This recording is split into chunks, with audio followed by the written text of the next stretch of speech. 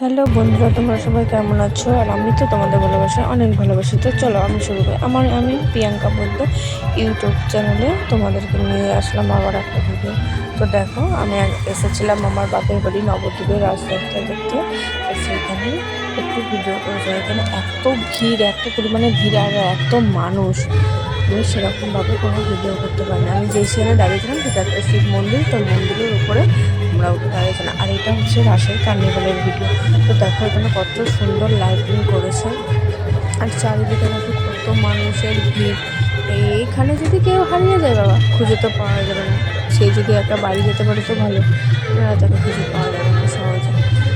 তো কার্নিভালে ছিল টোটাল 18টা ঠাকুর। 18টা ঠাকুরের মধ্যে আমাদের পাড়ার ঠাকুরটাও ছিল, তবে এই ভিডিওটা কিন্তু আমাদের পাড়ার না, আমাদের পাড়ার ঠাকুরটা আগেই চলে গেছে। তো আমি এখানে এসে তখন পৌঁছাতেই পারি। আর এইটা হচ্ছে চাচড়া বাজারের মোড়। চাচড়া বাজারের মোড়ের এখান দিয়ে ঠাকুরগুলো সব যাচ্ছে। তলার মোড় থেকে চাচড়া বাজার দিয়ে এখানে সরকারপাতে ঠাকুরগুলো রাত্রির বেলায় ঘুরে, সন্ধ্যে 6টা থেকে রাত্রি 11টা 12টা অবধি ঘুরে আবার যে যার বাড়ি মানে পাড়ার মধ্যে ঠাকুরগুলো চলেছে পরের দিন সকালে বাসানো। আমার তো ঠাকুরের সাথে যাওয়ার কথা ছিল, কিন্তু যেহেতু আমার ছোটো বাচ্চা আছে আমাদের বাড়িতে, আমার দাদার বাচ্চা ছেলে আছে, তো এর জন্য আমরা ঠাকুরের সাথে যেতে পারিনি। এদেরকে খাইয়ে দাঁড়িয়ে রাত্রি 10টার সময় আমরা গেছিলাম সেই জায়গাটা। দেখো এখানে কি সুন্দর অর্কেস্ট্রার টিম ঠাকুরের সাথে যাচ্ছে। ভীষণ ভীষণ মজা হয়েছিল, জানো তো? যখন আমি ছোটো ছিলাম বিয়ের আগে, তখন আমরা খুব ভালো মজা করতাম, রাসে ভীষণ আনন্দ করতাম, নাচানাচি করতাম।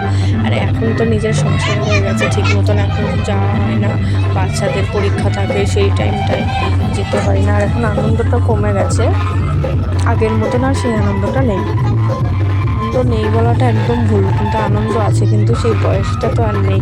এখন সময়টা বাচ্চাদের দিতে লাগে।